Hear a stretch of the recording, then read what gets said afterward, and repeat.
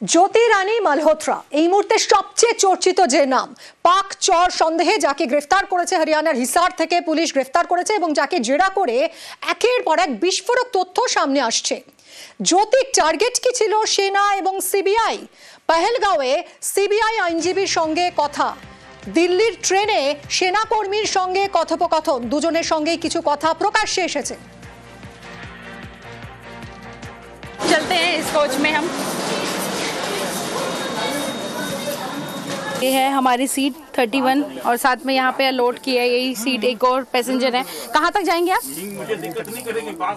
दिल्ली तक। देख लो ये RSC सीट ऐसे हाफ दी है, इनको भी दिल्ली तक जाना है और हमें भी। तो आज की जर्नी तो भाई सुखद होगी कि नहीं, कांट से। देखो यहाँ पे ना सर हैं, आप सर CBI कहाँ पे? उन्होंने बोला government special council for government of Maharashtra and CBI. Okay. Have you heard about Pune recently Porsche car case? No. That is the accident case of हाँ yes. Case. Okay. Looking after that case. अच्छा. As a special PP. Okay. Nice meeting sir. आपको कश्मीर कैसा लगा? इससे अच्छी जन्नत कहीं नहीं हो सकती। अच्छा आप एक वर्ड में कश्मीर को डिफाइन करेंगे? जन्नत कहीं है तो मेरे खुद के देश में है और वो कश्मीर में है। यहाँ का लोकल पानी सर ने ना बोतल दूध बत्ती का पानी लोकल पानी यहाँ का इन्होंने भरा है, तो आपने टेस्ट किया? बिल्कुल मैंने टेस्ट किया। এই কথোপকথন যা ব্লগে রয়েছে, যা প্রকাশ্যে এসেছে, কিন্তু ব্লগের বাইরে আর কি কি কথা হয়েছে জ্যোতির? ISI কে তথ্য পাচারের জালে ইউটিউবার জ্যোতি আর কি কি কথা হয়ে থাকতে পারে সিবিআই আইনজীবী বা সেনার সঙ্গে, সেটাই এখন আন্ডার স্ক্যানার। অবসরপ্রাপ্ত সেনাকর্তা কর্নেল কৌশিক সরকারের সঙ্গে আমরা এই মুহূর্তে যোগাযোগ করেছি। কর্নেল সরকার, এই যে ব্লগে যে কথাবার্তা শোনা যাচ্ছে, যা প্রকাশ্যে এসেছে, কিন্তু যা আরও তো এরকম থাকতে পারে যেটা প্রকাশ্যে আসেনি, যেটা ব্লগে নেই। এই ধরনের আর্মি অফিসার বলুন বা সিবিআই আইনজীবীর সঙ্গে যেরকম কথাবার্তা হয়েছে জ্যোতির, এদেরই তো সফট টার্গেট করা হয় হানি ট্র্যাপের ক্ষেত্রে। এদের থেকে ঠিক কি কি ধরনের ইনফরমেশন বের করা যেতে পারে, মানে কি আশঙ্কা করা হচ্ছে, কি ধরনের ইনফরমেশন এতদিনে জ্যোতি পেয়ে থাকতে পারে? দেখুন, এই লেভেলে ডিপেন্ড করছে ও কিরকম লেভেলের লোকের সাথে সে মানে মিক্স আপ করেছে। এখন ভেরিয়াস লেভেলসে আমাদের আর্মিতে একটা জিনিস খুব ক্লিয়ার, নিড টু নো বেসিসে জিনিস জানা যায়। সবাই সবকিছু জানতে পারে না, সবার কাছে নানা রকম খবর থাকে এবং সেটা কতটা কার কাছে ইউজফুল সেটা সেই নিজে বলতে পারে। এখন পাকিস্তানি অপারেটিভদের মেন উদ্দেশ্য হচ্ছে বের করা কোনো নতুন জিনিস কি এসে গেছে ওই জায়গাটাতে, কোনো একটা পার্টিকুলার জায়গাতে। ধরুন লোকেশন এক্স বলে একটা জায়গা, সেই লোকেশনে কত নতুন ইকুইপমেন্ট ঢুকেছে, কত ম্যান পাওয়ার ওখানে একসাথে থাকে, তাদের কি কাজ সারা দিনে, তারা কোথায় কোথায় মানে অপারেশন করছে, কোথায় কোথায় এক্সারসাইজ করছে, তাদের অপারেশনের কোনো ডিটেলস জানা যাবে কিনা, এই জিনিসগুলো পাকিস্তানের খুব দরকার পড়ে। তো এর জন্য অপারেটিভ যারা মানে আমাদের, আপনি লক্ষ্য করবেন বেশিরভাগ যে স্পাই বা অপারেটিভ যারা এই পাকিস্তানের আবার কাজ করে, তারা আমাদের যেখানে যেখানে বড় বড় মিলিটারি এস্টাবলিশমেন্ট আছে তার আশেপাশেই কিন্তু গ্রুম করছে, তার আশেপাশেই তারা ঘুরঘুর করছে এবং তারা ওই জায়গাকারই বাসিন্দা। যেমন এই মেয়েটা আপনার যাকে দেখাচ্ছেন জ্যোতি, ও হচ্ছে হিসার একটা বড় ক্যান্টনমেন্ট, কিন্তু ওখানে কি আছে আমিও জানি না। যবে দরকার পড়বে দেশবাসী নিজেরাই জানতে পারবে ওখান থেকে কি কি মুভ করলো, কি গেল না। সেটা ও কোনো একটা আর্মির লোকের সঙ্গে হয়তো কথা বলেছে, সেখানে সে মানে কথা বলে এইভাবে হানি ট্র্যাপে পড়ে যায়, হানি ট্র্যাপে পড়ে গিয়ে অনেক কিছু ডাইভার্ট করে দেয়। এটা কিন্তু একদম অ্যাকসেপ্টেবল না। কতটা সতর্ক থাকতে হয়? পুরোপুরি সতর্ক থাকতে হয়। আমার সাথে ট্রেনে যদি কারোর সঙ্গে দেখা হয়, সে যদি ঘটা আলাপ করতে আসে, আই জাস্ট রিফিউজ ইট। কারণ আমি জানি আমাকে জানা উচিত আমার কতটা ইনফরমেশন ডাইভার্স করব। আমি আর্মিতে সার্ভিস করি, you are very interested, thank you very much. তার চেয়ে বেশি আমি কোনো ইনফরমেশন দেবো না। এটা কিন্তু আমাদেরকে বুঝতে হবে, যারা এগুলো মানে আছি ইন ইউনিফর্ম আর এক্স আর্মি যারা আছি, তাদেরকে খুব সতর্ক থাকতে হবে এইসব জিনিসে। কারণ এইরকম অপারেটিভে ছেয়ে গেছে দেশটা এবং নানা জায়গায় এগুলো হচ্ছে। এবং আমাদের আই এম ভেরি শিওর আমাদের ইন্টেলিজেন্সি এখন খুব বড়ভাবে আইবির লোক এদের পিছনে পড়বে এবং সাইবার সিকিউরিটি থ্রু দিয়ে অনেক কিছু আরো জানা যাবে। একদমই। আপনি আমাদের সঙ্গে থাকুন প্লিজ, কর্নেল সরকার।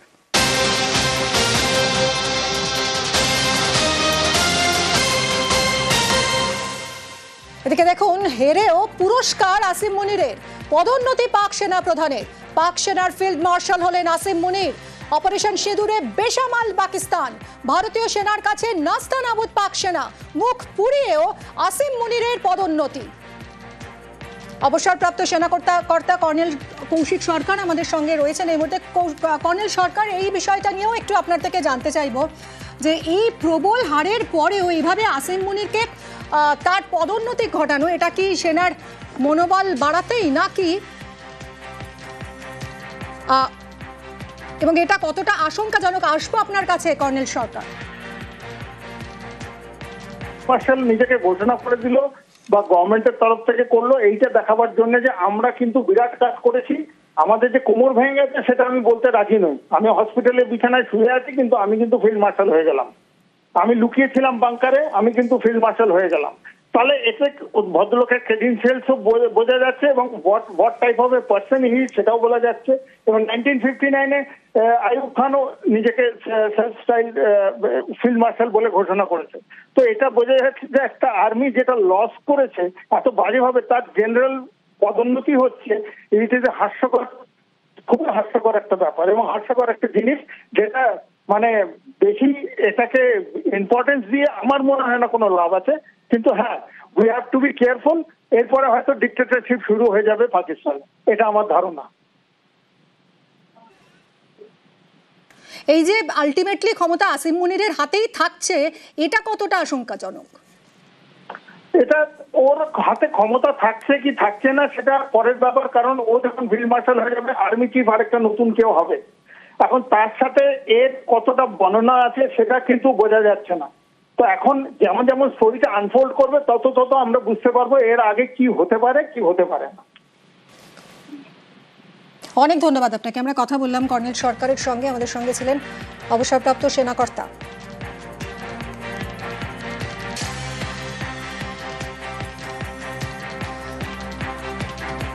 মুনিরের পদোন্নতিতে সিঁদুরে মেঘ, পাকিস্তানে কার্যত নিঃশব্দ অভ্যুত্থান আসিম মুনিরের। মুনিরের প্রমোশনে বিপদের গন্ধ গোয়েন্দাদের। পহেলগাঁও হামলার আগে আসিম মুনিরের ভাষণের 96 ঘন্টার মধ্যে 26 পর্যটকের মৃত্যু। ভাষণের মোড়কে কাশ্মীরে খুন খারাপির নির্দেশ। কিল অর্ডার দেন মুনির, আশঙ্কা গোয়েন্দাদের। মুনির ঘনিষ্ঠ জঙ্গি নেতা হাফিজ সায়েদ, মাসুদ আজহার। গোয়েন্দাদের মতে আসিম মুনির অনেক বেশি খতরনাক। ফিল্ড মার্শাল আসিম মুনিরের হাতে পাক রাষ্ট্র ক্ষমতা জোরে জঙ্গিদের মদদ দেবেন মুনির। আসিম মুনিরের উত্থানে আরও জঙ্গি হানার আশঙ্কা। জম্মু কাশ্মীরে আরও নাশকতার আশঙ্কা গোয়েন্দাদের।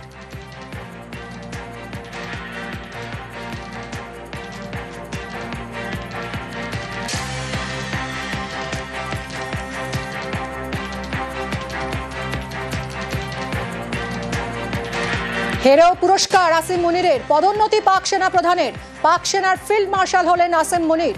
অপারেশন সিঁদুরে বেসামাল পাকিস্তান, ভারতীয় সেনার কাছে নাস্তানাবুদ পাক সেনা। মুখ পুড়িয়েও আসিম মুনিরের পদোন্নতি।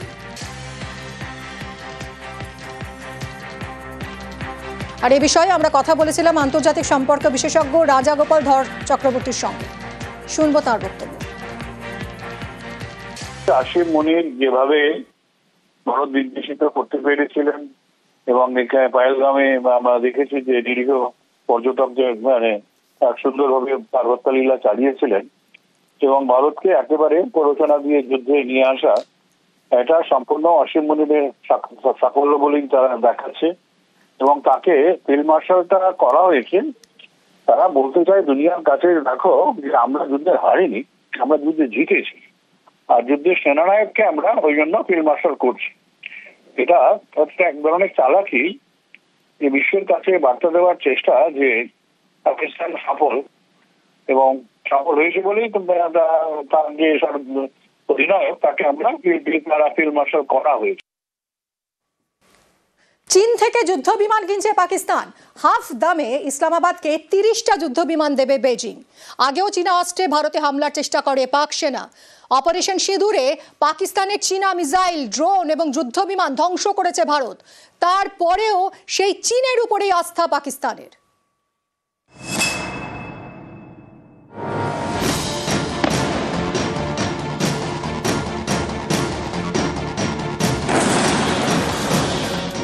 পহেলগাঁওয়ে জঙ্গি হানার বদলা, ভারতীয় সেনার অপারেশন সিঁদুর, ধ্বংস করা হয় পাকিস্তানের জঙ্গি ঘাঁটি এবং বিমান ঘাঁটি। অপারেশন সিঁদুরে দিশেহারা পাকিস্তান, চীনা অস্ত্রে ভারতে হামলার চেষ্টা করে পাক সেনা, সে সবই ধ্বংস করে ভারতীয় সেনা। তারপরেও সেই চীনই ভরসা পাকিস্তানের, চীন থেকে যুদ্ধবিমান কিনছে পাকিস্তান। ইসলামাবাদকে 30টি J-35 স্টেলথ জেট বিক্রি করবে বেজিং। এবছরের অগাস্টে চীনা জেট পৌঁছে যাবে পাকিস্তানে। 50% কম দামে এই 30 যুদ্ধবিমান বিক্রি করছে চীন।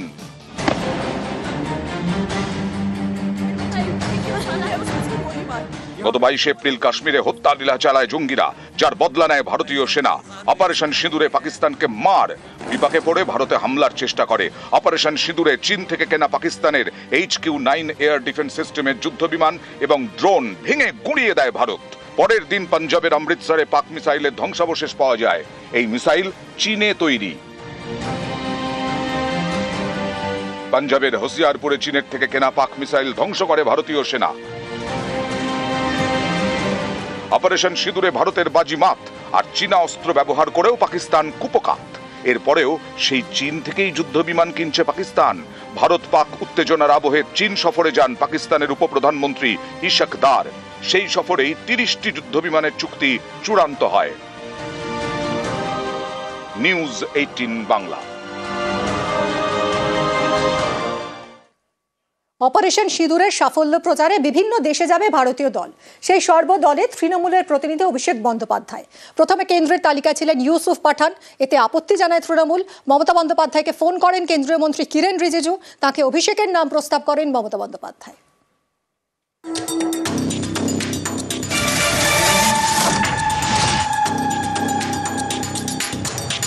They cannot decide the member's name from their own. It is not their choice. It is the choice of the party. If they request me to send someone, we will decide the name. Party ke to janate hobe mother party ke. Amader janale amra nischoi naam debo. Keno debo na? We are fully with the government. Operation সিঁদুরের সাফল্যের প্রচারে সর্বদলীয় প্রতিনিধি দল তৈরি করেছে কেন্দ্র। রাজনৈতিক দলগুলোর সঙ্গে আলোচনা না করেই সর্বদল বানিয়ে ফেলেছিল কেন্দ্র। সেই তালিকায় আপত্তি জানায় তৃণমূল সহ অনেক বিরোধীরা। এ নিয়ে সোমবার ক্ষোভ প্রকাশ করেন মমতা বন্দ্যোপাধ্যায়। তারপরেই আসরে মোদী সরকার। সোমবারই মমতা বন্দ্যোপাধ্যায়কে ফোন করেন সংসদ বিষয়ক মন্ত্রী কিরেন রিজিজু। আলোচনা ছাড়াই প্রতিনিধি দলের নাম চূড়ান্ত করা নিয়ে দুঃখ প্রকাশ করেন। সর্বদলে তৃণমূলের প্রতিনিধি কে হবেন তা জানতে চান। অভিষেক বন্দ্যোপাধ্যায়ের নাম প্রস্তাব করেন তৃণমূল নেত্রী। পহেলগাঁওয়ে জঙ্গি হানার প্রত্যাঘাত, ভারতীয় সেনার সফল অভিযান, নাম অপারেশন সিঁদুর। ভারতীয় সেনার এই সাফল্যকে কূটনৈতিক অস্ত্র করতে চায় দিল্লি। বিশ্বজুড়ে প্রচার করা হবে অপারেশন সিঁদুরের সাফল্য। 33টি দেশে যাবেন ভারতের 59 জন প্রতিনিধি। 7 দলে ভাগ হয়ে প্রতিনিধিরা বিভিন্ন দেশে যাবেন। শনিবার এই প্রতিনিধি দলের তালিকা প্রকাশ করে কেন্দ্র। তালিকায় প্রথমে বহরমপুরে তৃণমূল সাংসদ ইউসুফ পাঠানের নাম ছিল। আলোচনা ছাড়াই সর্বদলীয় তালিকা তৈরিতে আপত্তি করে তৃণমূল। কেন্দ্রের বিরুদ্ধে সরব হন মমতা থেকে অভিষেক। पॉलिटिक्स का बात करो, पार्टी का बात करो, तब अलग बात होता है। जब देश का बात होता है तब ये पार्टी पॉलिटिक्स नहीं चलता है। तृणमूल अपना मेंबर बिल्कुल भेजेगा, पूछेगा तभी तो भेजेगा। जो सेना के लोग लड़े, जो ऑपरेशन सिंदूर को सामने से लीड किया, आप उनको भी भेजो ना। मेरा पार्टी से कौन जाएगा ये पार्टी का लीडर तय करेगा, बीजेपी तय नहीं करेगा। हो सकता है यूसुफ पठान जाए, हो सकता है नहीं जाए। I am talking about the approach. কেন্দ্রের হস্তক্ষেপে জট কেটেছে। সর্বদলে তৃণমূলের প্রতিনিধি অভিষেক। 7 দলে ভাগ হয়ে প্রতিনিধিরা বিভিন্ন দেশে অপারেশন সিঁদুরের সাফল্য প্রচার করবেন। তৃতীয় দলে থাকছেন তৃণমূলের প্রতিনিধি। এই দলের নেতা জেডিইউ এর রাজ্যসভার সাংসদ Sanjay Kumar Jha. Indonesia, Malaysia, Republic of Korea, Singapore এবং জাপানে অপারেশন সিঁদুরের সাফল্য প্রচার করবেন এই দলের সদস্যরা। বুধবার রাতেই জাপানের উদ্দেশ্যে রওনা দেবেন অভিষেক বন্দ্যোপাধ্যায়। এদিকে বুধবারই জম্মু কাশ্মীরে যাচ্ছে তৃণমূলের 5 সদস্যের প্রতিনিধি দল। এই দলে রয়েছেন ডেরেক ওব্রায়েন, নাদিমুল হক, মানস ভূঁইয়া, সাগরিকা ঘোষ এবং মমতা বালা ঠাকুর। 21শে মে থেকে 23শে মে পর্যন্ত তারা জম্মু কাশ্মীরে থাকবেন। শ্রীনগর, পুঞ্চ এবং রাজৌরির সীমান্তবর্তী গ্রামে যাবেন তৃণমূলের প্রতিনিধিরা। পাক হামলায় ক্ষতিগ্রস্তদের সঙ্গে দেখা করবেন।